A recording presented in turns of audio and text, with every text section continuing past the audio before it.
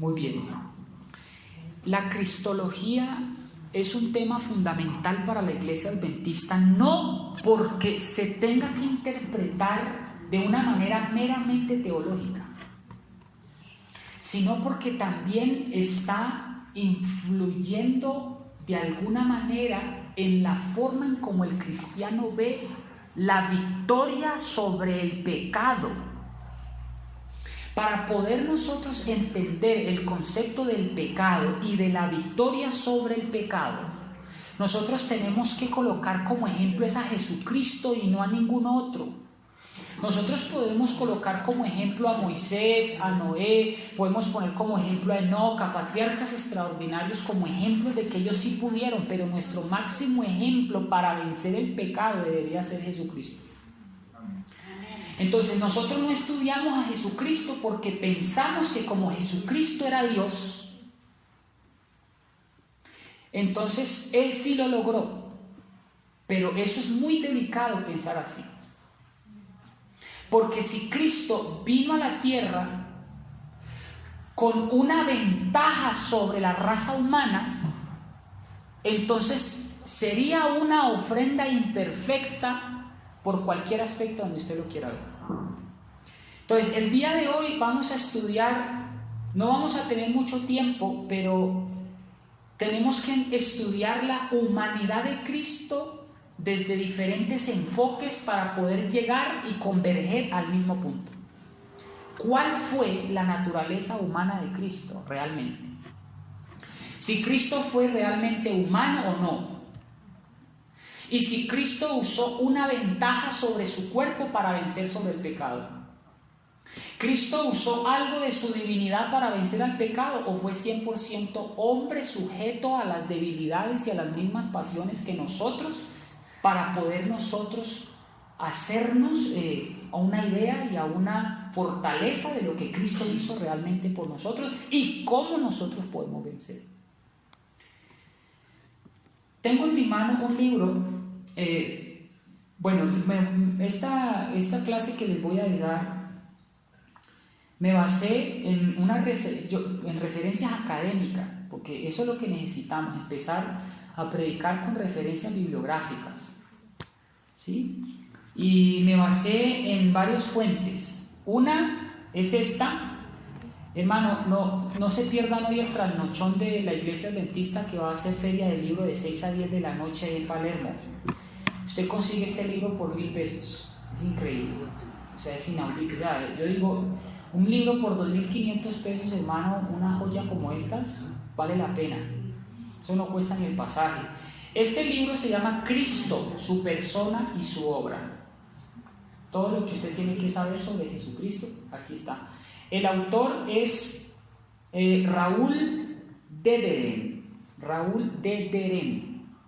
Raúl Dederen y la serie se llama Creencias Fundamentales, del tamaño de un camino a Cristo. Buenísimo. También me basé sobre el libro de Cara a Cara con el verdadero evangelio del Dr. Pritt. Excelente material para los que quieran ahondar en el tema de cristología. Lo pueden encontrar en PDF en internet. Hay otro libro que me parece muy importante que todo adventista debe tener. Se llama Tocado por nuestros sentimientos. Tocado por nuestros sentimientos, un libro impresionante del extraordinario filósofo y teólogo Jan Schurter. Así se llama Jan Schurter. Y el libro lo pueden encontrar también en internet completo. Y el libro se llama Tocado por nuestros sentimientos. A Historical Survey. ¿Survey qué es? Es que se me olvida a veces. Survey es lo que hace el DANE.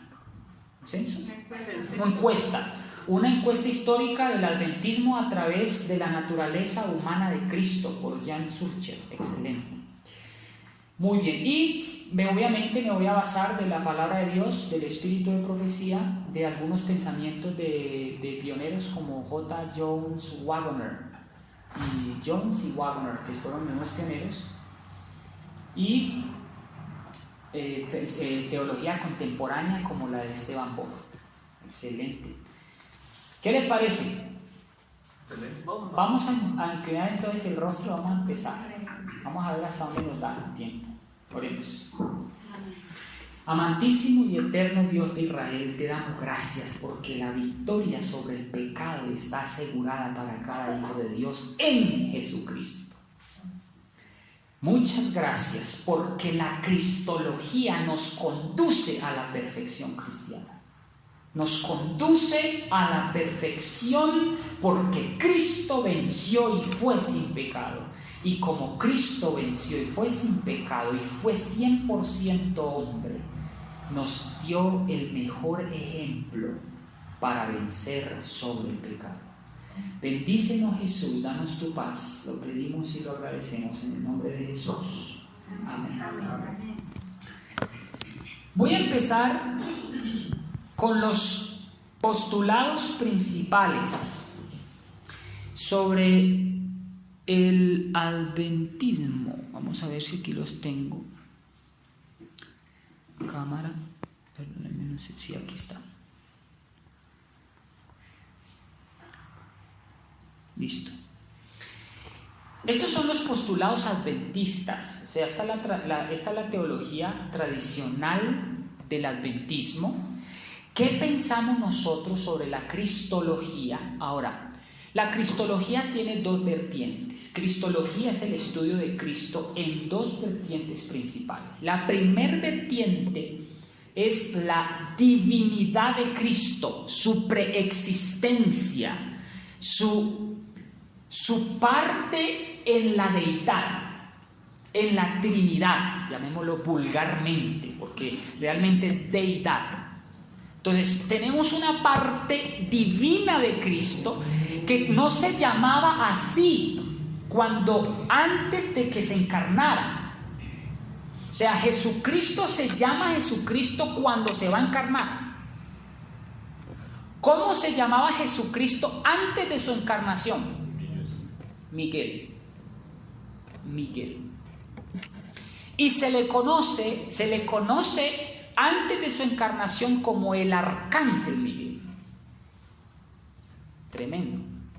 Cuando Cristo se encarna, toma y adopta un nombre salvífico para la raza humana. Y se le llama Jesús Christos en griego, que es Jesús el Mesías. La palabra Cristo significa Mesías. Y Jesús significa Salvador. O sea que podríamos decir que Jesucristo es un título también. Entonces, está la parte humana, la parte divina, y está la parte humana de Cristo. Entonces nos vamos a concentrar hoy únicamente en el aspecto humano de Cristo. Y estos son los postulados de la Iglesia Adventista tradicional. ¿Entienden eso? Cuando me refiero a tradicional, es al pensamiento adventista hasta cierta época. Hoy en día, el concepto cristológico humano de Cristo ha ido cambiando. Ahora, yo no puedo ni me atrevo a decir que eso esté mal, aunque hay que tener cuidado cuál es el enfoque que se le está dando a la cristología hoy. Por eso yo los insto para que ustedes siempre compensen el estudio tradicional pionero adventista y el estudio contemporáneo hoy, y miren si ha cambiado y cuánto ha cambiado. Entonces, el primer concepto que vamos a estudiar es el siguiente. Primero, la Iglesia Adventista del Séptimo Día no cree en la Inmaculada Concepción de Jesucristo. La Iglesia Adventista no cree en la Inmaculada Concepción de María. La Inmaculada Concepción de María es que dicen, es un concepto que es católico. O sea, fueron los católicos, son los que inicialmente adoptaron esa creencia, adoptándolo como dogma, instaurándolo en la Iglesia Católica sin ningún fundamento bíblico, y ellos sostienen a partir de un dogma de que por arte de magia o por milagro de Dios, María se le otorga una naturaleza no pecaminosa y Cristo nace de María sin las consecuencias ni las tendencias al pecado y nace con una naturaleza especial, Cristo. ¿Qué quiere decir eso? Que en pocas palabras, Cristo nace con una naturaleza humana impecable antes de que una naturaleza impecable con la naturaleza de Adán antes de pecar. La Iglesia Adventista no cree eso. Yo les pregunto, ¿Cristo nació con la naturaleza antes de que Adán pecara o después de que Adán pecara? Después. ¿Y por qué? Porque María tiene una ascendencia de unos padres, de unos familiares que yo los tengo aquí, por ejemplo. María viene de José, de Jacob, de Eleazar, de Jonatán, por ejemplo, tenemos aquí a Abraham, viene Salomón, viene Rahab, Boaz, Ruth. Y ustedes saben de que dentro de la genealogía de Jesús hay rameras, hay ladrones, ¿sí o no? Asesinos. Entonces, pensar de que Cristo nace de una ascendencia como esa les parece imposible a los católicos y dicen, no, eso no puede ser. Cristo no puede nacer de una descendencia tan terrible. Él tuvo que nacer especial. El problema es que si nosotros llegamos a pensar de que Cristo no nace como nosotros nacimos, con esa misma herencia, entonces ya en ese momento vamos colocando a Cristo en una desventaja sobre nosotros. El pastor Esteban pone un ejemplo. Si Cristo no hubiera nacido como nosotros y hubiera nacido especial, tendría una ventaja y él pone un ejemplo. Imagínense a Superman. Viene aquí. Superman no existe, pero es un ejemplo. Suponiendo que existiera. Entonces viene Superman y le dice, apreciados hermanos, muy buenas tardes. Yo quiero hacerles una invitación muy especial. Acompáñenme todos afuera. Entonces nosotros nos vamos todos para afuera. Entonces Superman coge y de un momento a otro coge y levanta vuelo y sube y dice mientras va subiendo, venid en pos de mí. Le pregunto, ¿podría alguno de nosotros ir en pos de Superman? Eso sería injusto. Eso sería injusto que Él nos diga que vamos en pos de Él cuando en realidad Él tiene unos superpoderes que nosotros no tenemos. Entonces, lo mismo pasa con Jesucristo. Si Jesucristo me dice, seguid mi ejemplo os he dado, ¿cómo Cristo nos va a pedir algo así? Si Él está en ventaja sobre nosotros y es algo que nosotros no podremos lograr. Entonces, Cristo tuvo que haber nacido con la misma herencia nuestra y tuvo que haber vencido la carne en esta humanidad para poder darnos el ejemplo suficiente para que nosotros venciéramos el pecado. Exactamente. Bueno, entonces, ahora sí, después de esta introducción, le voy a leer los postulados. Dice así: 1. Cristo heredó la naturaleza que heredó de sus ancestros. ¿Sí? Cristo hereda la naturaleza que heredó de sus ancestros. Cristo nace con una herencia, con la herencia de Rahab, con la herencia de David, con la herencia de Salomón. ¿Ustedes entienden a qué me refiero? Ahora, imagínense a Cristo como hombre con esa sangre, digámoslo de alguna manera. Y sin embargo, Él vence. El segundo postulado es que el pecado no es por naturaleza, sino por elección. Es decir, a pesar de que nosotros nacemos con unas tendencias pecaminosas, somos nosotros los que tomamos la decisión de pecar o no pecar, ¿sí? Luego, Cristo pudo heredar nuestra naturaleza caída y pecaminosa sin de ese modo convertirse en pecador. El hecho de que Cristo haya nacido con una naturaleza pecaminosa, con una herencia pecaminosa, eso no quiere decir que haya pecado, no necesariamente. Él se mantuvo siempre sin pecado, porque siempre conscientemente escogió obedecer a Dios. O sea, el éxito de Jesucristo realmente no fue porque tuviera una ventaja sobre nosotros porque era Dios, no. Sino que el éxito de Jesucristo realmente fue porque Él dependía de su Padre, porque oraba, porque estudiaba, porque ayunaba, como nosotros se nos demanda hoy también. Él se mantuvo siempre entonces sin pecado porque estuvo siempre conscientemente escogiendo obedecer a Dios. El éxito de un cristiano, hermanos, es también el mismo. Si nosotros queremos ser como Jesucristo, debemos ser conscientes de los pasos que tomamos cada día, de los pasos que decidimos tomar cada día para el bien o para el mal. Cristo nunca permitió, escuchen esto, Cristo nunca permitió que su naturaleza heredada controlara sus decisiones. Repito, Cristo nunca permitió que su naturaleza heredada controlara sus decisiones. Nosotros podemos estar siendo tentados. Nuestra naturaleza nos incita.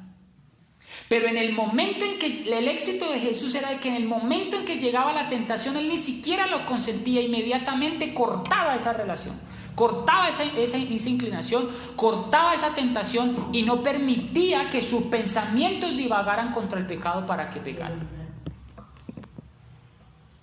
Por eso es que Cristo nunca permitió que su naturaleza tomara ventaja sobre su condición, sobre su estado. Porque es que si nosotros de alguna manera dejamos alimentar nuestras bajas pasiones, eso se va a convertir ya en un círculo vicioso que se va a convertir en un hábito, sea bueno o sea malo. Por eso es que es peligroso cuando nosotros permitimos que nuestra naturaleza heredada domine sobre nuestras decisiones. Su herencia fue igual a nuestra herencia, sin necesidad de recurrir a intervención especial de parte de Dios. Jesús recibe de María una naturaleza pecaminosa, humana, pecaminosa, regenerada, por supuesto, pero Él nace de una herencia pecaminosa. Ya lo vamos a ver. Vamos a Hebreos capítulo 2, versículo 14 al 17. ¿Hasta aquí es claro, hermano? Hebreos capítulo 2, ¿algún hermano, por favor? Hebreos, vamos a usar la escritura, por favor. Hebreos 2, 14 al 17. Dice así: por cuanto los hijos participan de carne y sangre, Él también participó de lo mismo, para destruir por su muerte al que tenía el dominio de la muerte, a saber, al diablo, y librar a los que por temor a la muerte vivían como esclavos toda su vida, porque no vino para ayudar a los ángeles, sino a los descendientes de Abraham. Por eso debía ser en todo semejante a sus hermanos, para venir a ser compasivo, fiel sumo sacerdote ante Dios, para expiar los pecados del pueblo. Ahí el versículo ya nos deja claro muchas cosas. Dice: nosotros somos seres de carne y hueso, por eso Jesús se hizo igual a nosotros. Solo así podía morir para vencer al diablo, que tenía poder para matar a hombres y mujeres. Con su muerte, Jesús dio libertad a los que se pasaban la vida con miedo a la muerte. Queda claro que Jesús no vino para ayudar a los ángeles, sino a los descendientes de Abraham. Para poder ayudarlos tenía que hacerse igual a los hombres. Por eso Jesús es un jefe de sacerdotes en quien se puede confiar. Esta versión es más clara, ¿verdad? Bueno, dice el siguiente postulado: cuando Jesús vino, no vino en el estado de Adán antes de la caída. Cuando Jesús vino a la tierra, no vino en el estado de Adán antes de la caída. Cuando Cristo viene es con 4000 años de encima de pecado. Cristo nace de María, que no se nos olvide eso. Y María era una pecadora, llena de gracia, sí, bendita entre todas las mujeres, sí, pero era como Abraham, era como Isaac, era como Jacob, era como cualquiera de nosotros, no era una superhumana. Entonces, si nosotros decimos que es que María tuvo que tener algo muy especial o particular en su naturaleza, eso es falso. Porque María viene también de otras ascendencias, como las de David, Abraham, Rahab, etc. Entonces, Jesús vino no en el estado de Adán antes de la caída, sino después. ¿No, listo? Y como para agregar que precisamente por eso dice que él podía haberse presentado que digamos hubiese tenido una figura muy especial y todo, pero no, sencillamente él venía ya incluso como producto de una raza, digámoslo así, degenerada, o sea, de una serie. Él sencillamente vino como cualquiera de los de su época, sin ser un ser especial, una figura especial, no, simplemente lo especial era su carácter y lo que tenía específicamente que lo identificaba con Dios, pero era una persona con esa suma de esos años de pecado encima. Yo quiero que ustedes miren a alguien que tengan al lado, y yo quiero que miren a Jesús así de humano. Quiero que miren, hagan ese ejercicio, de verdad. Quiero que miren a la persona que está al lado y traten de ver a Jesús así de humano. ¿Entienden eso? O sea, nosotros debemos, desde el aspecto humano propiamente dicho, tenemos que verlo igual y semejante a nosotros, comiendo con nosotros, llorando con nosotros. Si Jesús hubiera venido con una naturaleza muy superior, con un porte angelical, hasta amedrantaría. ¿Entienden lo que quiero? Imagínense si Cristo hubiera venido con el porte del arcángel Miguel. ¿Quién se acerca a Jesús así? ¿Quién se puede acercar a Jesús con un porte de arcángel? Jefe de ángeles, jefe de arcángeles. Nadie. Entonces Jesús es así de humano, así de cercano, como tú y yo, así de cercano.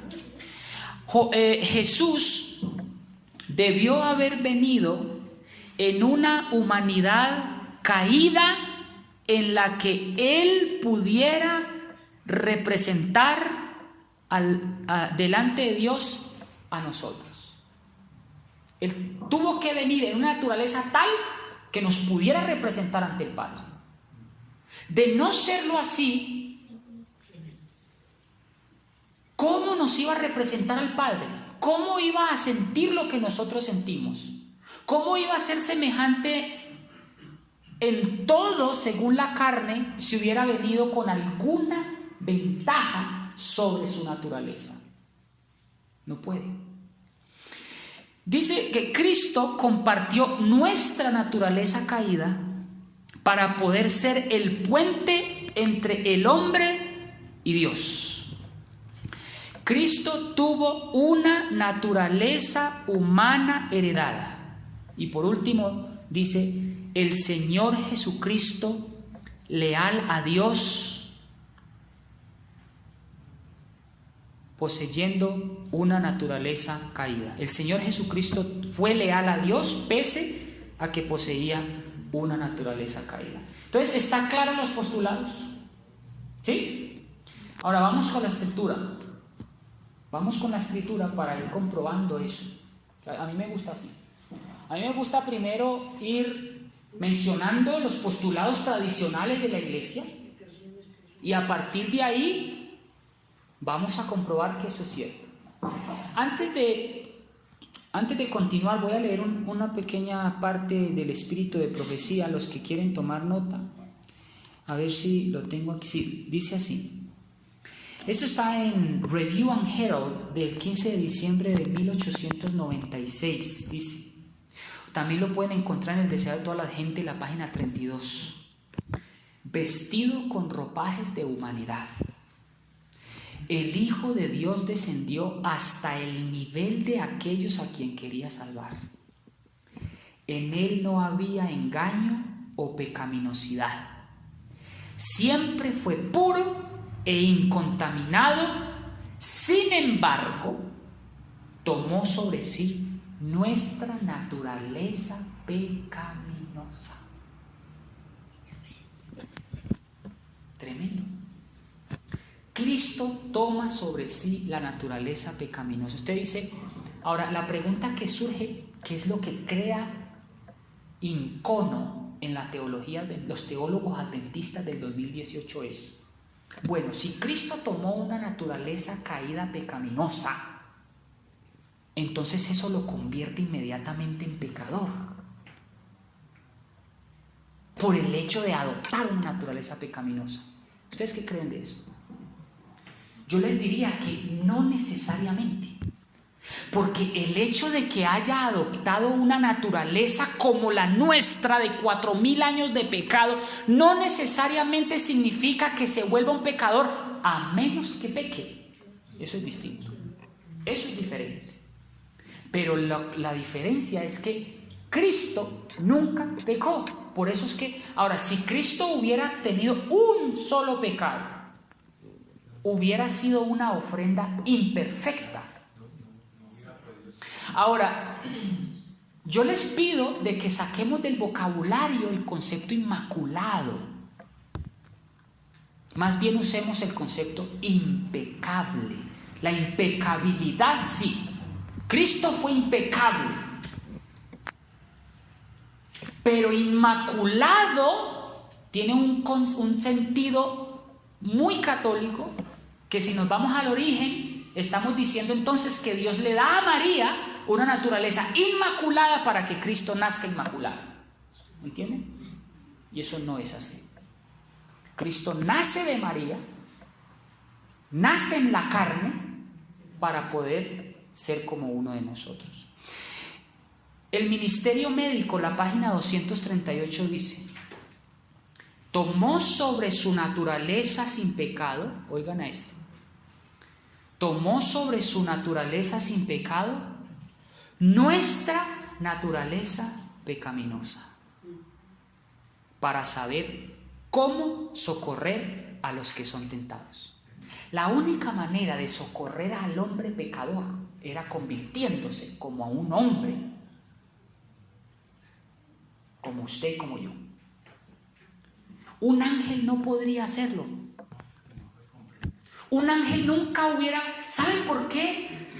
¿Saben por qué? Aquí está el misterio de la encarnación de Cristo. ¿Saben por qué un ángel no hubiera podido suplir el sacrificio expiatorio para salvar al hombre? Primero, porque un ángel tiene una naturaleza muy distinta a la nuestra.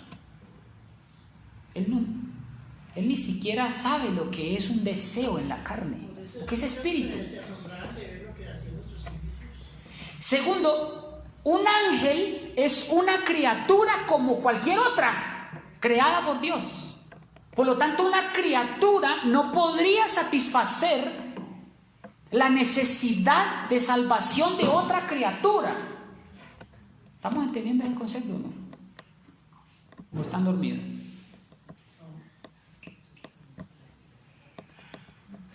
Un ángel no podría salvarnos.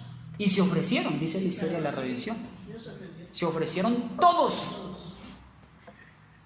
Pero no concebían en la mente de que su divino creador, el máster de toda la cabeza, el cerebro de toda la vasta creación, no podían conceber que Dios mismo se hiciera hombre para salvar al hombre. Y se ofrecieron para salvar al hombre. Pero un ángel no puede salvarnos, porque tiene una naturaleza muy distinta a la nuestra. Segundo, porque está lejos de comprender nuestra necesidad, porque un ángel no nos creó. Por lo tanto, Jesús, que es Dios, nuestro creador, que nos hizo, que nos formó, Él, solo Él puede satisfacer la necesidad del pecado. Miren lo grave que es el pecado. El pecado es tan grande que le costó la vida al mismo Hijo de Dios. Solamente Cristo, solamente Dios puede comprenderlo, porque Él nos hizo, nos creó, nos formó, y Él entiende, es el único que nos entiende. Ahora, ¿por qué Cristo se hace carne? ¿Por qué no vino en un ángel aquí y murió como ángel o como un espíritu?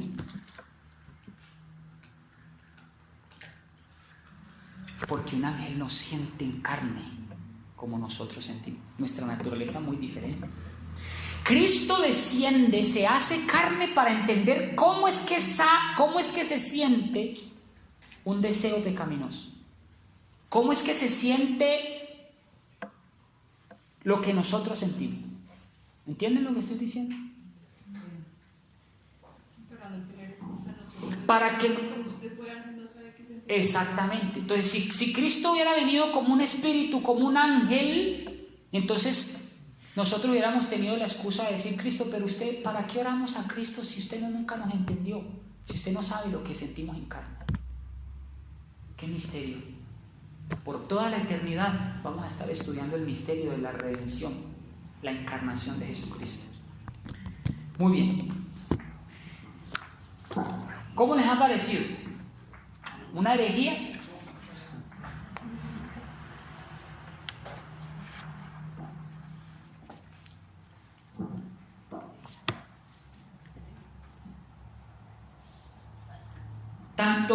Vamos primero con la existencia eterna de Cristo para pasar a la encarnación.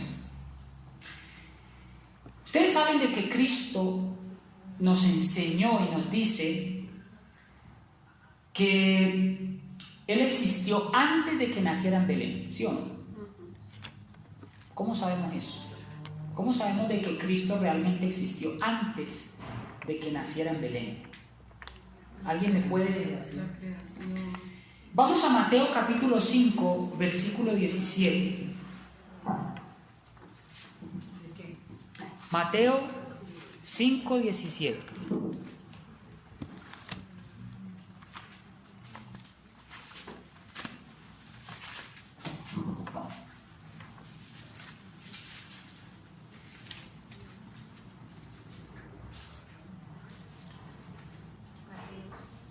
Mateo 5, 17 dice: no crean que vine. No penséis que he venido. Miren esa expresión. No penséis que he venido para quitar la ley ni los profetas. No he venido para abrogar, sino para cumplir. Miremos ahí mismo Mateo 15, 24.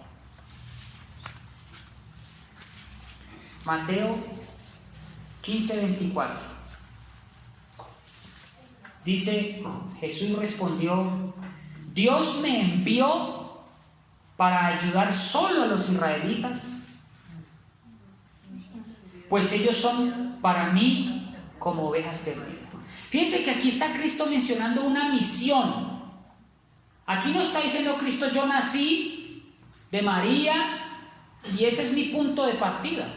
Cristo está diciendo, yo vine, yo nací, yo he venido o he descendido. Cristo conocía su misión. Miren, por ejemplo, Juan capítulo 16, versículo 18. Juan 16, 28.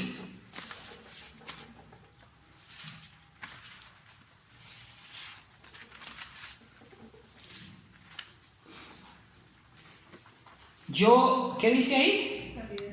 Yo salí del Padre. Y he venido al mundo. ¿Ven ustedes esas expresiones? Entonces les pregunto, ¿Cristo ya existía antes de que naciera en Belén? Claro. Y hay un versículo más clave. Lo encontramos en Juan 8:58.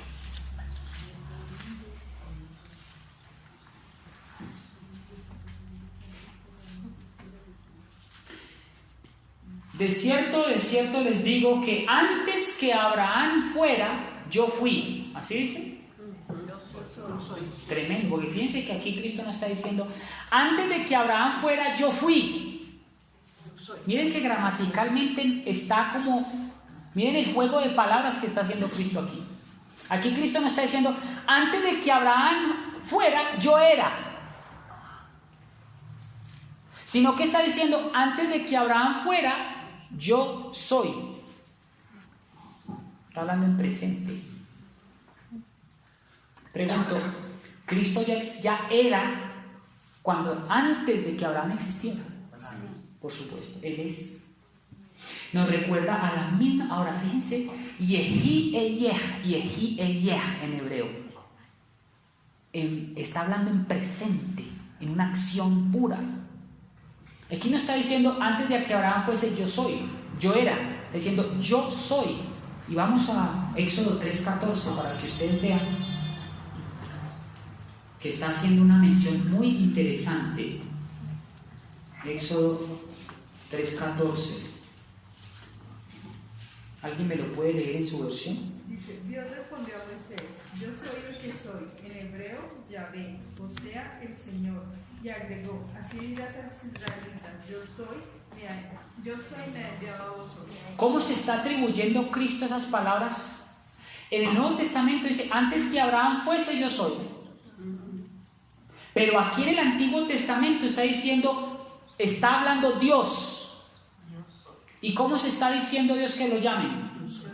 El yo soy, quiere decir que cuando estaba hablándole a los judíos estaba diciendo, mira, antes de que Abraham fuese, yo soy. Como quien dice, está hablando de las mismas palabras. Como quien dice, el yo siempre he sido. Está hablando en el mismo tiempo gramatical que en el Éxodo de ese versículo. Exactamente. Muy bien. Vamos a Juan capítulo 1, versículo 1 y 2, para que ustedes vean quién era Jesucristo antes de que fuera carne, hombre.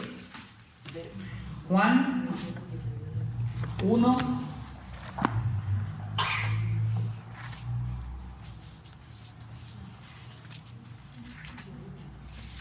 Juan 1:1 dice, en el principio era el verbo, y el verbo estaba con Dios, pero el verbo era Dios. El verbo era con Dios, el verbo era Dios. O sea que el verbo, además de que estaba con Dios, era Dios. ¿Cuántos está mencionando allí? Por lo menos al Padre, que dice, en el principio era el verbo estaba con Dios y el verbo era Dios. O sea que el verbo estaba con Dios, pero en cambio el verbo es Dios. O sea que Dios el Padre estaba allí y Jesús, aquí está diciendo en la Escritura que Jesús es Dios, porque estaba con Dios y el verbo era Dios. ¿Es claro ese versículo? Ahora miremos que ese verbo en el versículo 14, nos dice algo muy interesante. Y el Verbo se hizo carne y habitó entre nosotros y fue como uno de nosotros. ¿Cómo les parece el versículo? Aquí la Escritura está diciendo de que Dios se hace carne, efectivamente. Juan está encarnando a Dios aquí. Ahora, miremos por ejemplo lo que dice Filipenses capítulo 2, versículos 5 al 11. Todos deben leer este versículo, por favor, compartan la Biblia, para que ustedes vean quién es Jesucristo. Filipenses capítulo 2, versículos 5 al 11.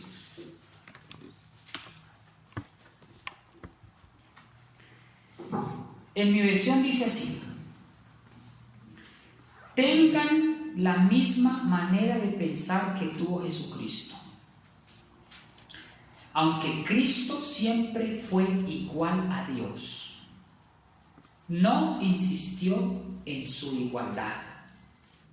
Al contrario, renunció a esa igualdad y se hizo igual a nosotros, haciéndose esclavo de todos. Como hombre se humilló a sí mismo. Como hombre, fíjense, se humilló a sí mismo y obedeció a Dios hasta la muerte y murió clavado en la cruz. ¿Cómo les parece ese versículo? Dice que no considerándose el ser igual a Dios, se despojó a sí mismo y se hizo hombre. Entonces ahí yo les pregunto, cuando Cristo vino a la tierra, ¿fue hombre o fue Dios?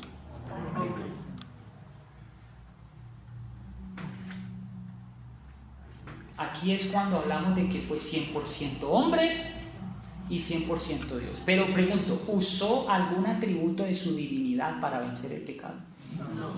No pudo ser. Porque si hubiera vencido usando uno de los atributos de su divinidad, su ofrenda ya la ofrenda de Cristo sería imperfecta. Karen. Es como una pregunta. En el momento en que él hacía los milagros, ¿no sería como...? No. Todos los milagros que hizo Jesucristo provenían del Padre. Dice, mi voluntad no hago, sino que hago la voluntad de mi Padre. Hermanos, era tanta la comunión que tenía Cristo, la conexión que tenía Cristo con el Padre, que Cristo levantaba muertos. No porque Él fuera Dios. Vuelvo y repito, si Él hubiera usado un atributo de su divinidad, hubiera sido Superman. Juan Camilo diría otra cosa. Dice que a futuro también algunas personas serán dotadas de ese don, entonces claro, se convertirían en divinas. Exacto, y no puede ser. Miremos a los profetas, o sea, también es escrito. Sí, Pablo sanó gente, levantó muertos con la sombra. Pedro dijo, yo no tengo plata ni nada, pero de lo que tengo le doy, levántese y camine. Y caminó. O sea que realmente el sanar, es más, cuando Cristo fue a ascender al cielo, nos le dio a los discípulos la autoridad de levantar muertos. Y nosotros no somos dioses. Hermanos, si nosotros tuviéramos fe, como un grano de mostaza, seríamos capaces de mover montañas literalmente. Porque Cristo le dijo a Pedro, Pedro, camine conmigo. Y yo no me imagino a Pedro saliendo del bote y caminando. En el momento que Pedro deja de ver al maestro, se hundió. Ahí se ve y ahí se prueba la suficiencia propia. No lo podía creer que anduviera sobre las aguas. Y cuando volteó a mirar a sus discípulos para decir, mira, ¿cómo la ves? Caminando sobre el agua. En ese momento se hundió. Y dijo, Cristo, sálvame que me ahogo. Y Cristo no lo dejó hundiéndose.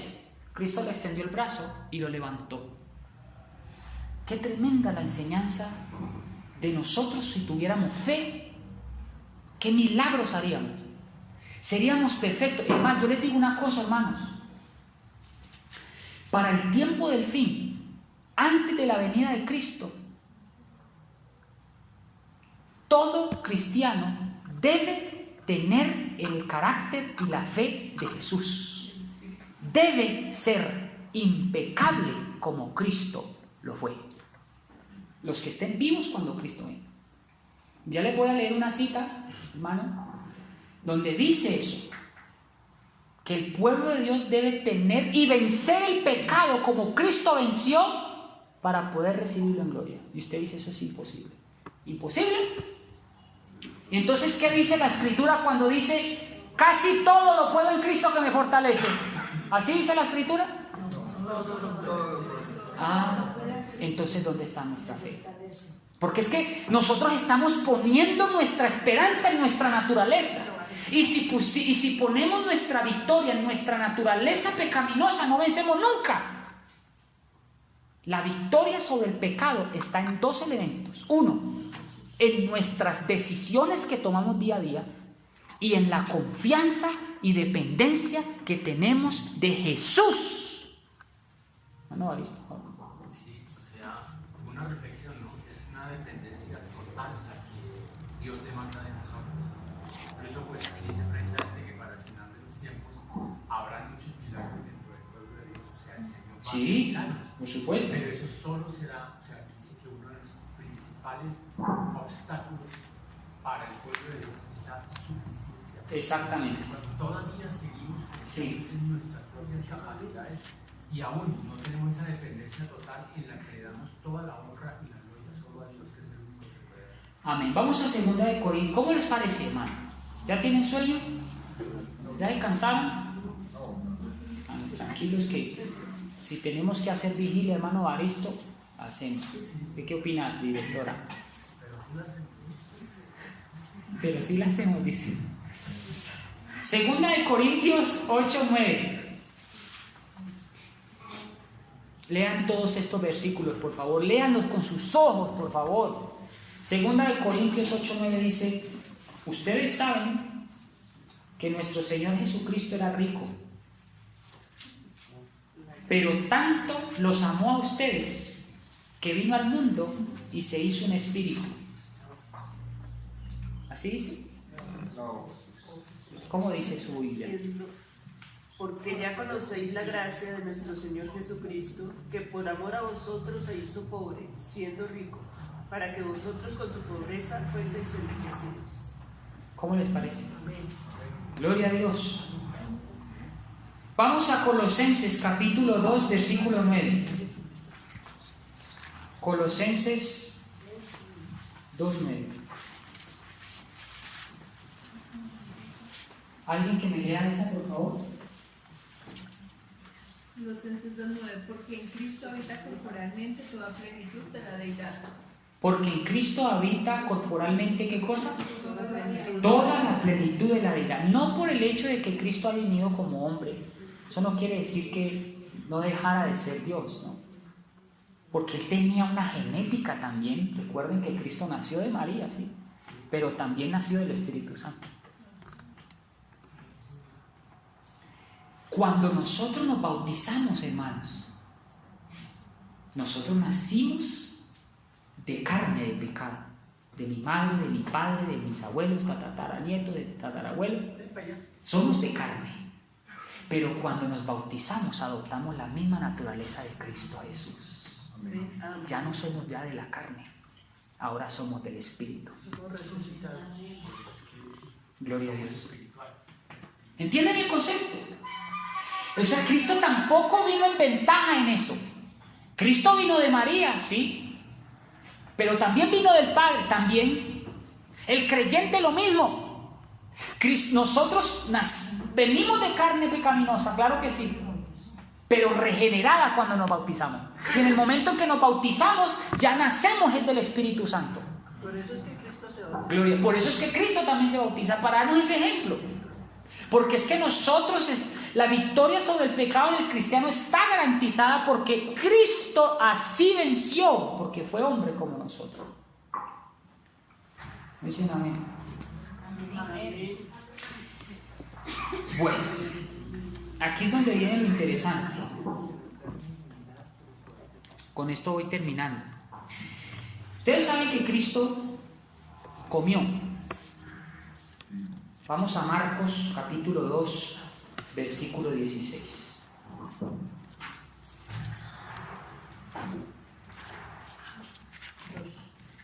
Marcos 2:16.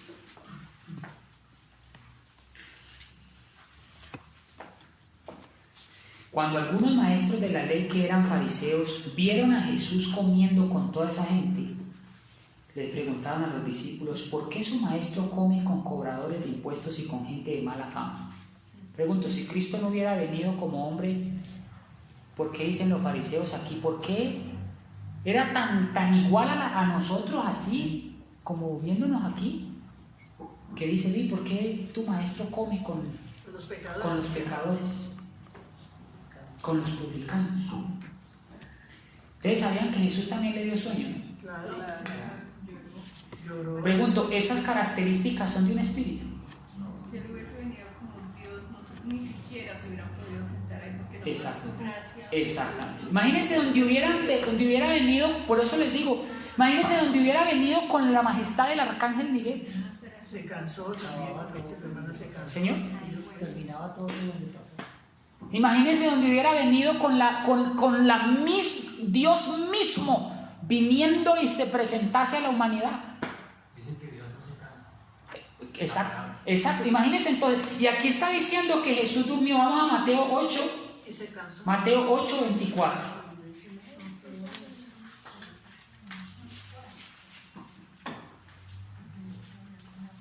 Jesús es como uno de nosotros. El ciego respondió: veo gente.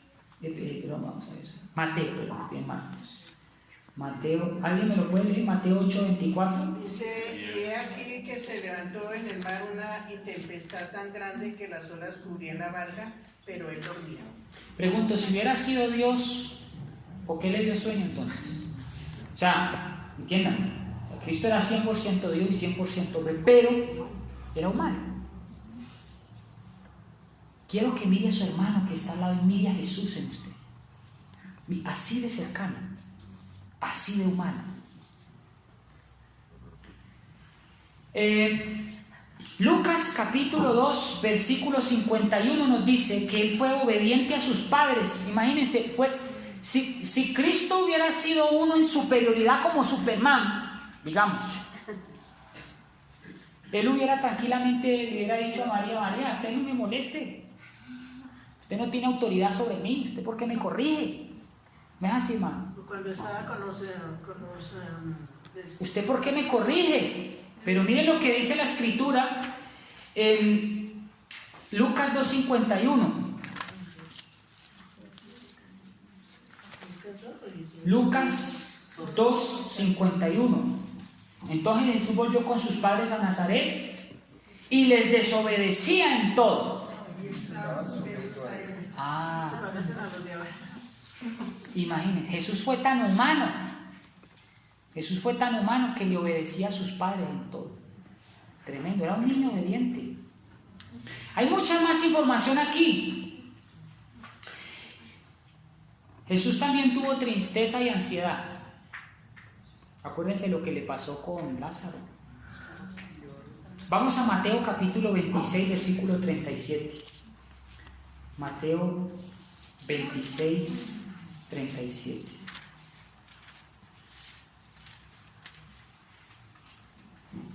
Jesús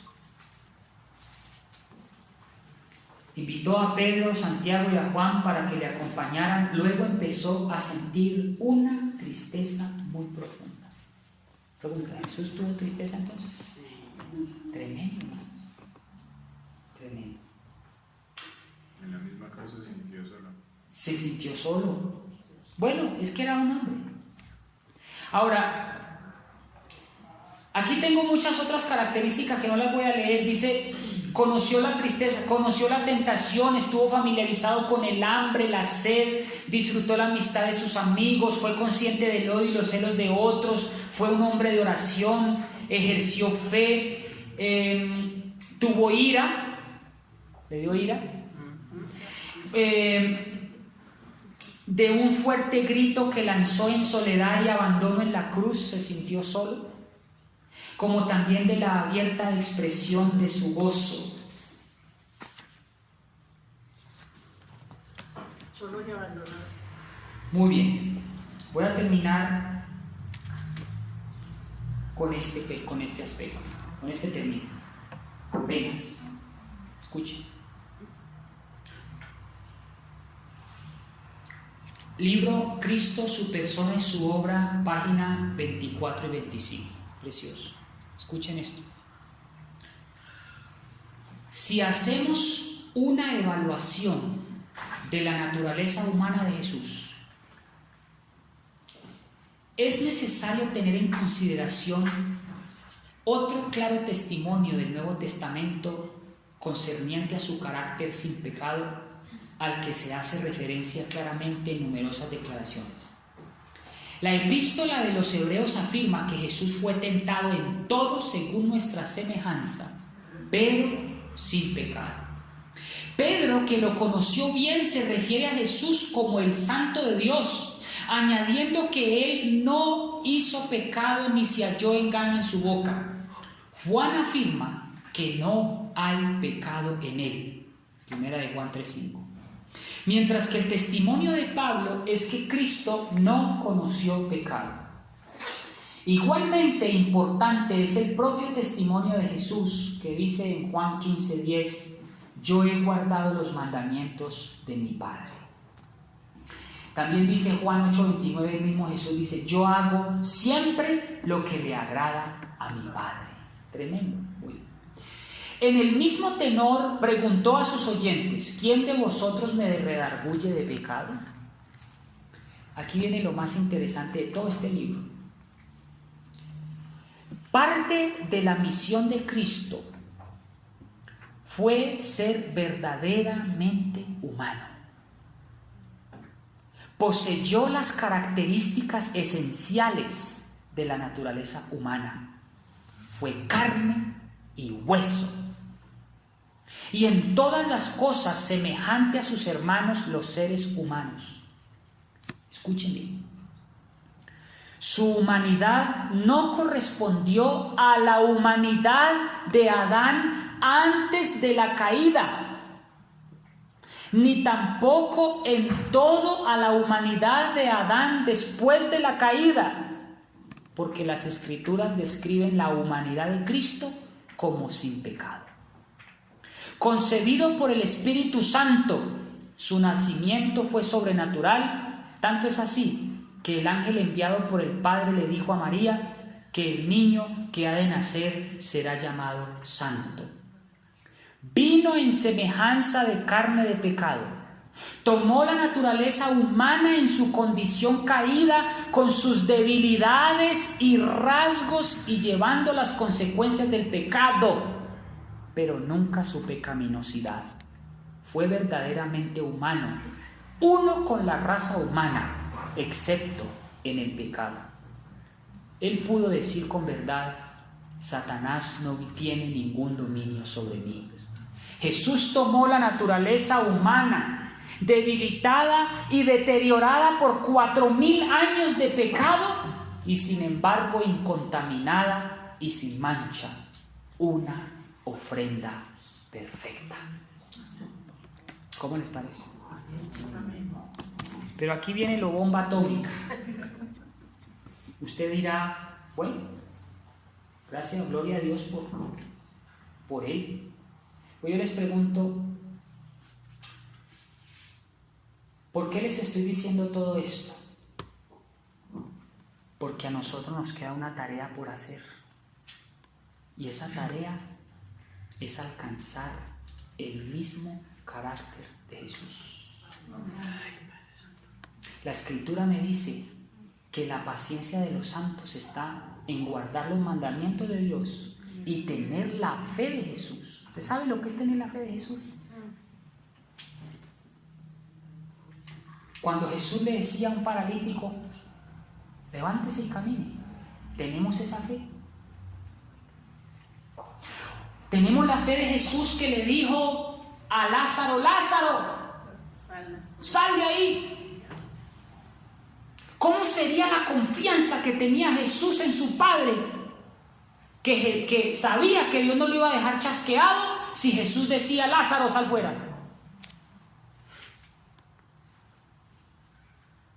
La pregunta es, ¿y nuestra parte?